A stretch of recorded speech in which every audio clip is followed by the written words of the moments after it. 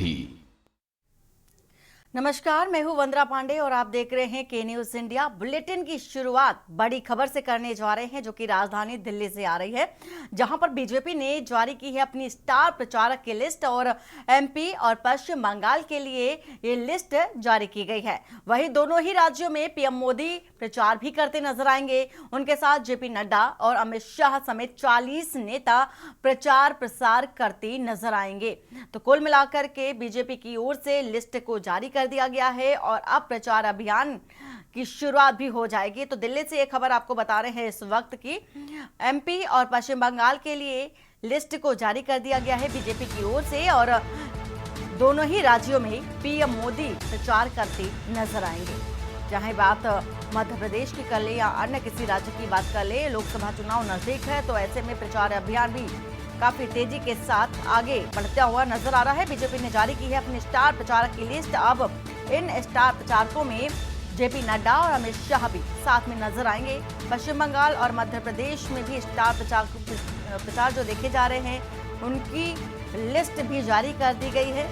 फिलहाल जेपी नड्डा और अमित शाह समेत 40 नेता प्रचार अभियान में शिरकत करते नजर आएंगे और प्रचार करते नजर आएंगे केंद्र की ओर से जारी योजनाओं के बारे में और क्या क्या अहम भूमिका रही है केंद्र सरकार की जनता के प्रति। ये सारी ही बातों को लेकर के, सारे ही पॉइंट्स को लेकर, इन सभी बिंदुओं को लेकर के जनता के बीच पहुंचेंगे स्टार प्रचारक और अभियान के तहत जनता से सीधा रुख करते नजर आएंगे। तो जेपी नड्डा और अमित शाह भी स्टार प्रचारकों की लिस्ट में शामिल हैं और भारतीय जनता पार्टी ने अपने जो स्टार प्रचारकों के नाम है वो भी तय कर दिए हैं। 40 लोग इन स्टार प्रचारकों की लिस्ट में शामिल हैं, जिसमें से जेपी नड्डा, अमित शाह प्रमुख रूप से शामिल हैं और इसके साथ ही साथ 40 नेता और भी हैं जो प्रचार करते नजर आएंगे।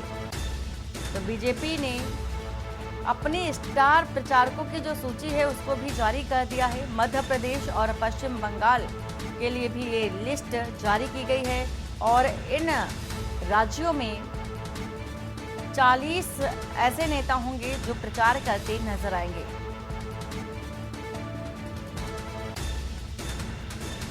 तो खबर इस वक्त की बता रहे हैं आपको राजधानी दिल्ली से लगातार स्टार प्रचारकों की लिस्ट की और देखा जा रहा था कि आखिर कौन वो दिग्गज होंगे जो अन्य राज्यों को भी साधेंगे उत्तर प्रदेश के अलावा, क्योंकि उत्तर प्रदेश में सभी की निगाहें जो है बेहद सक्रिय हैं और अब बीजेपी ने अपनी जो स्टार प्रचारकों की लिस्ट है मध्य प्रदेश और पश्चिम बंगाल को लेकर के जारी कर दी है। प्रवेश शर्मा इसी खबर पर है। प्रवेश, पूरी जानकारी विस्तार से बताइए। बिल्कुल, देखिए मैं आपको बता दूं लोकसभा चुनाव करीब है और लगातार जो है उम्मीदवारों का नाम का चयन किया जा रहा है। इसके अलावा बीजेपी ने अपने जो प्रचारक इस लिस्ट है, स्टार प्रचारक है जो उनके लिए स्टार प्रचारक है, लगभग 40 नाम की लिस्ट जो है, चाहे वो मध्य प्रदेश हो चाहे वो पश्चिम बंगाल हो, दोनों राज्यों के लिए घोषित कर दिया। और सबसे बड़ी बात है कि दोनों में उत्तर प्रदेश के जो मुखिया है योगी आदित्यनाथ, दोनों लिस्टों में उनका नाम शामिल है। कहीं ना कहीं वो इस कैंपेन में या चुनाव में जो है स्टार प्रचारक के रूप में अपनी भूमिका अदा करते हुए नजर आएंगे। बिल्कुल प्रवेश, और देखा भी जा रहा है कि लगातार भारतीय जनता पार्टी अब पूरी तरह से सक्रिय है। प्रचार अभियान के लिए नामों को भी तय कर दिया गया है, जिसमें से जेपी नड्डा और गृह मंत्री अमित शाह भी शामिल हैं। लेकिन 40 ऐसे नेता भी बताए जा रहे हैं जो स्टार प्रचारक के तौर पर उतरते नजर आएंगे। बिल्कुल, देखिए सबसे पहला जो नाम है दोनों लिस्ट में वो प्रधानमंत्री नरेंद्र मोदी का है, फिर राष्ट्रीय अध्यक्ष जेपी नड्डा का है। इसके अलावा गृह मंत्री राजनाथ सिंह भी है और योगी आदित्यनाथ है। सबसे बड़ी बात है कि जो स्टार प्रचारक की लिस्ट है उसमें सबसे ज्यादा जो अहम आधा भूमिका निभा रहे हैं वो बीजेपी का जो केंद्रीय नेतृत्व है वो विशेष रूप से स्टार प्रचारक की लिस्ट में है। और कुछ नाम ऐसे हैं जो दोनों लिस्टों में समान रूप से जो है दोनों राज्यों में जाकर अपने बीजेपी के लिए जो कहीं ना कहीं वोट मांगते हुए नजर आएंगे।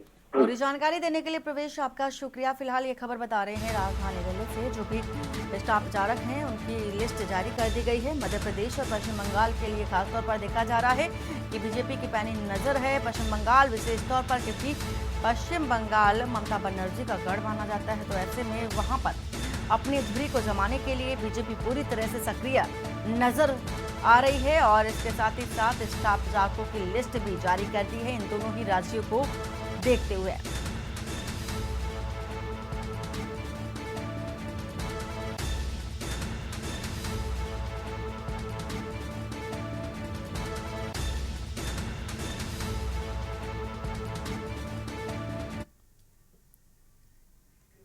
और पश्चिमी उत्तर प्रदेश की 3 सीटों को आज सीएम योगी आदित्यनाथ साधते नजर आएंगे।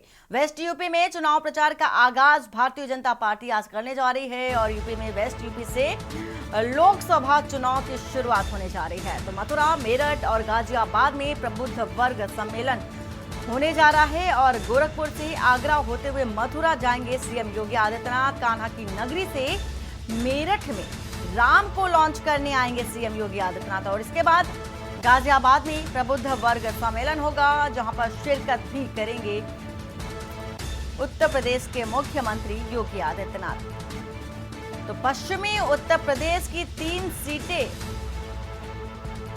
जहां पर प्रबुद्ध वर्ग सम्मेलन होगा और इन प्रबुद्ध वर्ग सम्मेलनों में सीएम योगी आदित्यनाथ शिरकत करते नजर आएंगे। सम्मेलन के माध्यम से जनता तक सीधा रुख करते नजर आएंगे सीएम योगी आदित्यनाथ और वेस्ट यूपी में चुनाव प्रचार का भी आगाज करेगी भारतीय जनता पार्टी। संदीप मिश्रा इसी खबर पर हैं और संदीप, जिस तरह से देखा जा रहा है कि उत्तर प्रदेश एक तरह से विशेष तौर पर सभी की जो निगाहें होती हैं उत्तर प्रदेश पर ही टिकी रहती हैं और खास तौर पर बात करें पश्चिमी उत्तर प्रदेश की, तो पश्चिमी उत्तर प्रदेश हमेशा से ही, चाहे विधानसभा का चुनाव हो या लोकसभा का चुनाव हो, हमेशा से ही एक प्रमुख सीटें रही हैं। तो ऐसे में अब तीनों सीटों पर जो योगी आदित्यनाथ है सूबे के मुखिया पहुंचेंगे और प्रबुद्ध वर्ग सम्मेलन में शिरकत करते नजर आएंगे। पहले तो पूरी जानकारी क्या है? देखिए, बिल्कुल आपको बता दें कि लोकसभा चुनाव को लेकर के सीएम योगी ने पूरी तरीके से कमान संभालने जो है वो शुरू कर दी है। यानी कि आज से उनका जो दौरा है वो काफी महत्वपूर्ण होगा। यूपी के पश्चिम में उनका दौरा होगा और इसके साथ साथ मथुरा, मेरठ, गाजियाबाद और 3 जिलों का जो है आज दौरा करेंगे। इसके साथ जनसभाएं करेंगे, साथ ही साथ महत्वपूर्ण चीजों पर प्रतिभाग करते हुए नजर आएंगे। क्योंकि जिस तरीके से उत्तर प्रदेश में लगातार पश्चिमी सीटों को लेकर के भारतीय जनता पार्टी ने अब तक बड़ी मेहनत की है, क्योंकि लगातार वहां पर कहीं ना कहीं जिस तरीके से रालोद की अगर बात करें तो रालोद का एक दबदबा रहा है। जो पिछले चुनाव में हमने देखने को मिला कि अखिलेश यादव के साथ जा करके कई सीटों को बढ़ाया था और इसके साथ ही साथ उन्होंने आगे बढ़े थे। लेकिन कहीं ना कहीं अब एक बार फिर से रालोद भी भारतीय जनता पार्टी के साथ में है, तो निश्चित तौर पे पश्चिमी उत्तर प्रदेश को और ज्यादा मजबूत, क्योंकि जिस तरीके से 2019 के चुनाव में जिन सीटों पर भारतीय जनता पार्टी को जीत नहीं मिल पाई थी, वहां पर भारतीय जनता पार्टी पूरी ताकत पहले से करना चाहती है। उसी तर्ज पर लगातार जो है दौरे जो होंगे उत्तर प्रदेश के मुख्यमंत्री योगी आदित्यनाथ के, वो लगातार देखने को मिल सकते हैं। मथुरा, मेरठ, गाजियाबाद की बात कर लें तो आज का उनका अपना दौरा है। इसके साथ साथ बिजनौर, मुरादाबाद, अमरोहा का जो दौरा है वो 28 मार्च यानी कि कल का होगा। 29 मार्च की अगर हम बात करते हैं तो मुख्यमंत्री शामली, मुजफ्फरनगर, सहारनपुर में रहने वाले हैं, वहां पर कई जनसभाओं को संबोधित करेंगे। 30 मार्च को बागपत, बुलंदशहर और गौतम बुद्ध नगर में, यानी कि माना जा रहा है कि 5 दिनों में 15 जिलों का दौरा मुख्यमंत्री योगी आदित्यनाथ करते हुए नजर आएंगे। जी बिल्कुल संदीप, और पश्चिमी उत्तर प्रदेश खासतौर पर देखा जा रहा है सभी की पैनी निगाह है, लेकिन जिस तरह से रालोद के एनडीए में शामिल होने के बाद जो कि समाजवादी पार्टी को कितना फायदा या नुकसान होगा ये भी देखने वाली बात होगी। फिलहाल आप हमारे साथ बने रहिए और इस वक्त की खबर बता रहे हैं राजधानी लखनऊ से, जो कि देखा जा रहा है कि मथुरा, मेरठ और गाजियाबाद में भी प्रबुद्ध वर्ग सम्मेलन होगा और इस सम्मेलन में शिरकत करते नजर आएंगे सीएम योगी आदित्यनाथ। गोरखपुर से आगरा होते हुए मथुरा जाएंगे और साथ ही जनता तक सीधा रुख करते नजर आएंगे। केंद्र की जो योजनाएं हैं पहुंचाते नजर आएंगे। एक बार फिर से बताते नजर आएंगे कि केंद्र की ओर से जो योजनाएं जनता के लिए चलाई जा रही हैं वो कौन कौन सी है और इसका फायदा जनता को कैसे मिला है।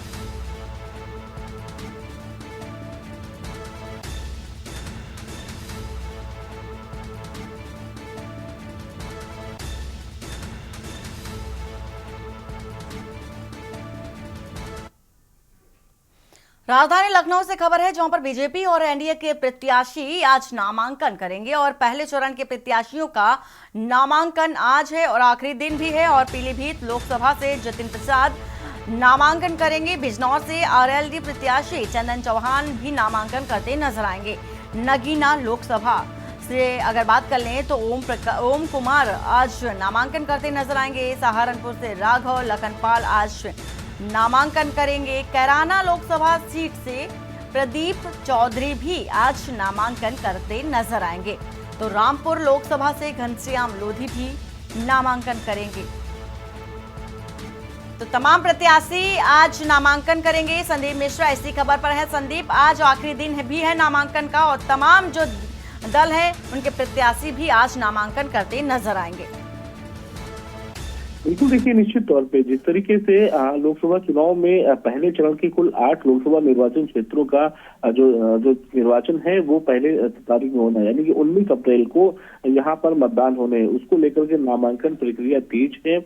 और उसी तर्ज की अगर हम बात करते हैं तो बीजेपी और एनडीए के उनके सभी प्रत्याशी जो है आज नामांकन करते नजर आएंगे। पीलीभीत से जहां कल 2 दिन पहले ही जितिन प्रसाद को नामांकन प्रत्याशी बनाया है तो वो आज नामांकन करते नजर आएंगे। बिजनौर से आरएलडी के प्रत्याशी चंदन मोहन है, वो आज चौहान है, वो आज नामांकन करते नजर आएंगे। नगीना लोकसभा सीट से ओम कुमार है जो कि आज वो नामांकन करते नजर आएंगे।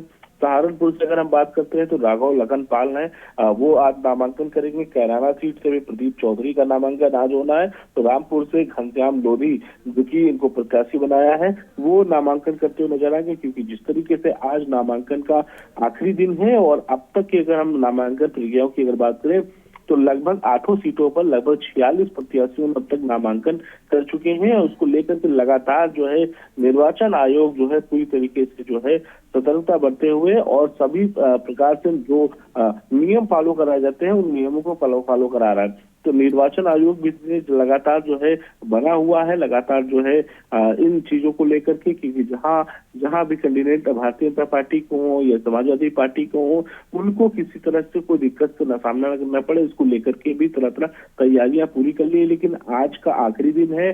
कल की अगर बात करते हैं तो कल पर्चा चेक होगा, इसके साथ 30 तारीख को पर्चा वापस करने का एक आखिरी मौका होगा। तो निश्चित तौर पे जिस तरीके से नामांकन प्रक्रिया की बात करते हैं तो 8 चरणों के जो नामांकन है वो आज आखिरी दिन बचा है। जी बिल्कुल संदीप, और आप हमारे साथ बने रहिए। फिलहाल पूरी जानकारी देने के लिए आपका शुक्रिया। राजधानी लखनऊ से इस वक्त की आपको खबर बता रहे हैं। बिजनौर से आरएलडी प्रत्याशी चंदन चौहान है और जो कि नामांकन करेंगे।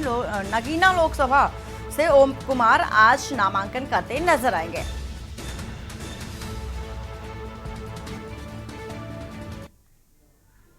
और राजधानी लखनऊ से खबर बताने जा रहे हैं आपको, जहां पर मुरादाबाद से सपा ने अपना प्रत्याशी बदला है। एसटी हसन की जगह रुचि वीरा मुरादाबाद से चुनाव लड़ेंगी। तो आज मुरादाबाद से नामांकन करेंगी रुचि वीरा। एसटी हसन को सपा रामपुर से चुनाव लड़ा सकती है।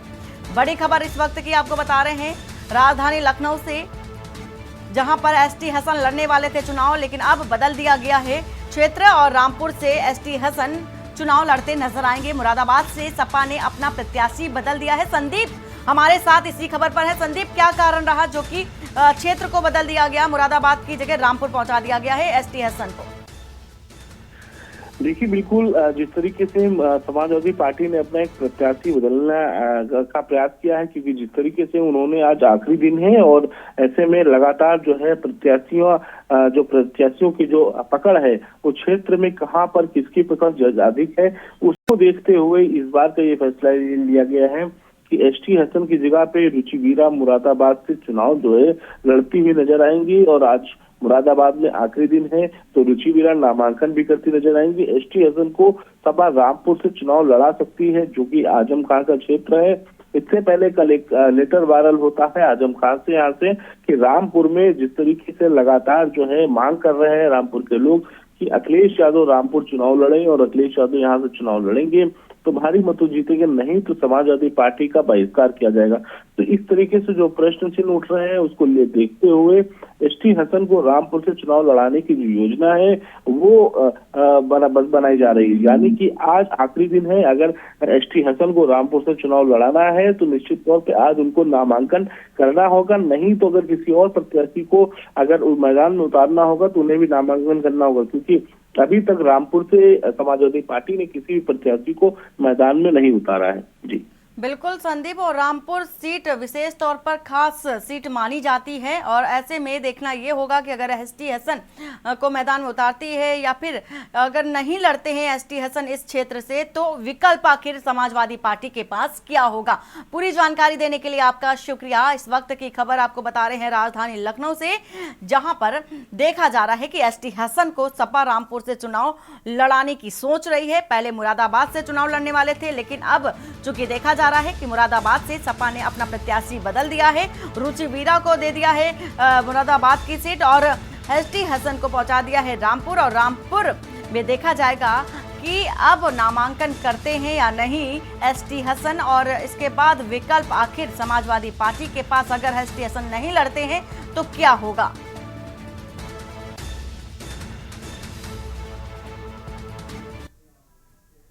राजधानी लखनऊ से खबर है, जहां पर 8 लोकसभा निर्वाचन क्षेत्रों के लिए नामांकन है और अब तक के कुल 46 प्रत्याशियों ने नामांकन किया है। प्रथम चरण में कुल 42 प्रत्याशियों ने नामांकन किया और लोकसभा क्षेत्र सहारनपुर में 4 और एक सहारनपुर में 4 प्रत्याशियों ने किया है नामांकन। लोकसभा क्षेत्र कैराना में 7 प्रत्याशियों ने नामांकन किया। लोकसभा क्षेत्र मुजफ्फरनगर की अगर बात कर लें तो मुजफ्फरनगर में भी 11 प्रत्याशियों ने नामांकन किया। लोकसभा क्षेत्र बिजनौर की अगर बात कर लेते हैं तो 4 प्रत्याशियों ने नामांकन किया है।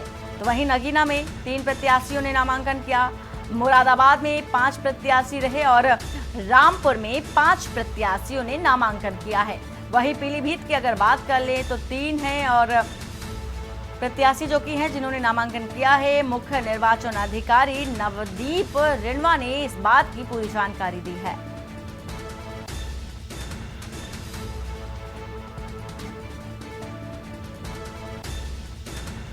तो लोकसभा क्षेत्र 26 पीलीभीत में 3 प्रत्याशियों ने नामांकन किया और इस पूरी ही जानकारी जो बता रहे हैं निर्वाचन की, नामांकन की निर्वाचन अधिकारी की ओर से दी गई है। तो संदीप मिश्रा इसी खबर पर है। संदीप, क्या कुछ जानकारी है?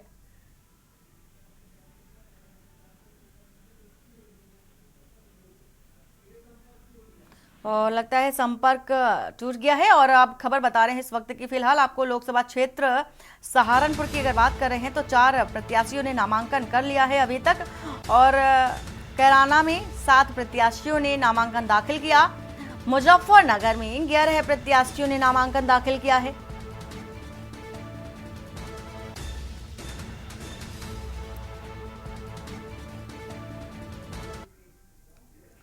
और लखनऊ से खबर है, जहां पर रेलवे क्वार्टर में आग लगने से हड़कंप मच गया। लोको कॉलोनी के पास बने रेलवे क्वार्टर में भीषण आग लगी। आग लगने से घर का सामान जलकर राख हो गया। सूचना पर पहुंचे पुलिस और फायर ब्रिगेड की टीम। काफी मशक्कत के बाद आग पर काबू पाया गया है। बताया भी जा रहा है कि शॉर्ट सर्किट के कारण आग लगी है।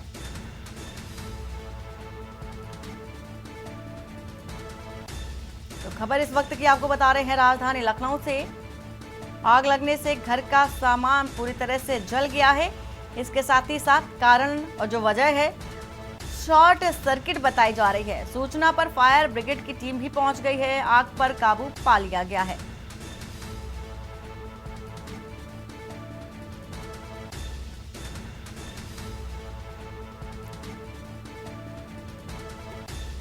तो खबर इस वक्त की, रेलवे क्वार्टर में आग लगने से हड़कंप मच गया है। और वहीं लोको कॉलोनी के पास बने रेलवे क्वार्टर में आग लगी और आग लगने से घर का जितना भी सामान था जलकर राख हो गया। और इस बात की सूचना दमकल विभाग को दी गई। मौके पर पहुंची टीम ने आग पर काबू भी पाया।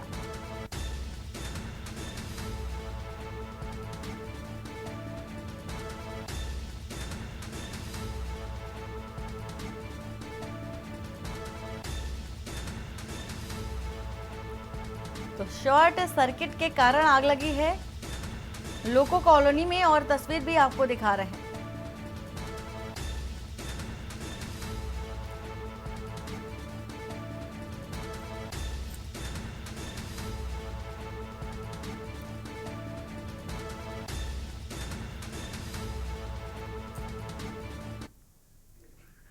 और बहराइच से खबर है जहां पर 7 साल की मासूम पर कुत्तों का हमला हुआ है। कुत्ते के झुंड ने मासूम बच्ची पर हमला बोल दिया और घर के पास खेलते समय हमला बोला गया।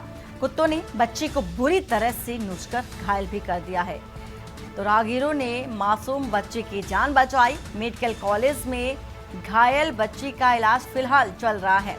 वहीं थाना मटेरा क्षेत्र के बुलबुल निवास गांव की एक घटना बताई जा रही है जहां पर आवारा कुत्तों का आतंक देखा गया। मासूम बच्ची को नोचकर घायल कर दिया है और राहगीरों ने मासूम बच्ची की जान बचाई है।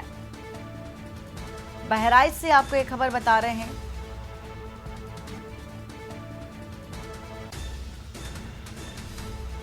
तो थाना मटेरा क्षेत्र के बुलबुल निवास गांव की एक घटना बताई जा रही है जहां पर 7 साल की मासूम पर कुत्तों ने हमला कर दिया। एक झुंड ने मासूम बच्ची को जख्मी कर दिया है और इलाज के लिए अस्पताल में भर्ती भी कराया गया है मासूम को। तो घर के पास खेलते समय कुत्तों के झुंड ने बच्ची पर हमला कर दिया।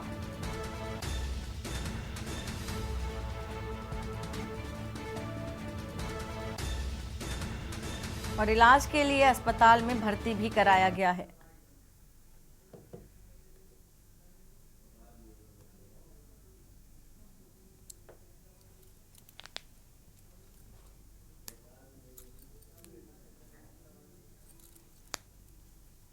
लाने तब और पब्लिक पहुंच गए, उठी जौन रहा है तब छुड़ाई कई।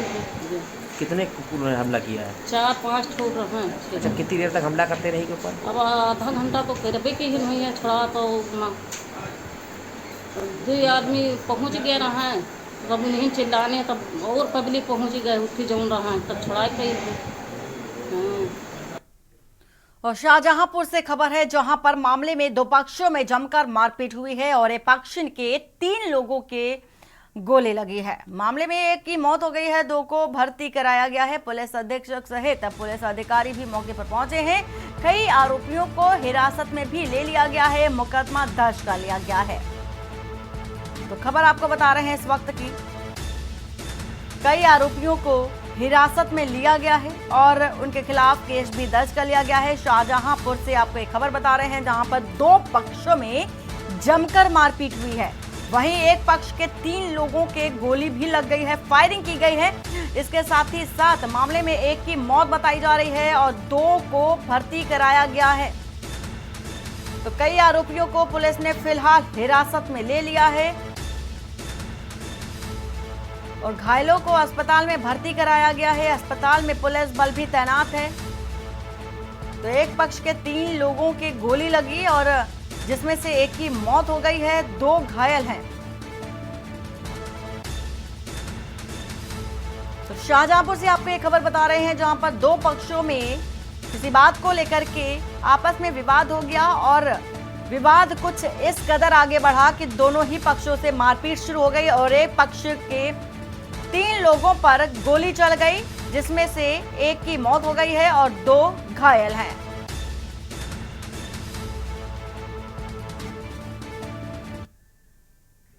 कौशाम्बी से खबर आ रही है जहां पर 2 समुदायों के बीच मारपीट को लेकर के बेहद तनावपूर्ण स्थिति देखी जा रही है।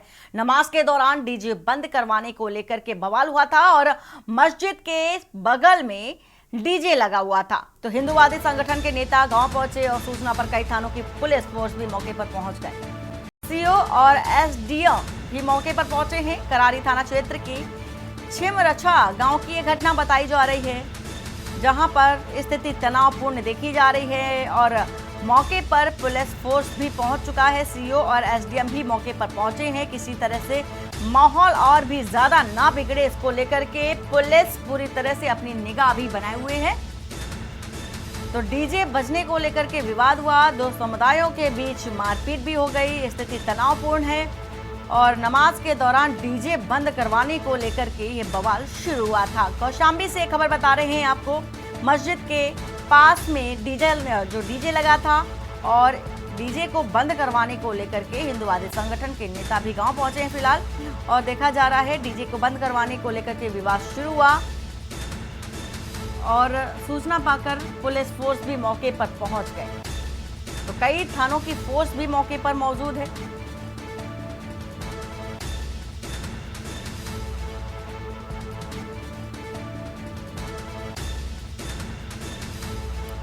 करारी थाना क्षेत्र के छिमरछा गांव की ये घटना बताई जा रही है। और बुलेटिन में फिलहाल इतना ही। बाकी की खबरों के लिए बने रहिए आपके न्यूज इंडिया के साथ। नमस्कार।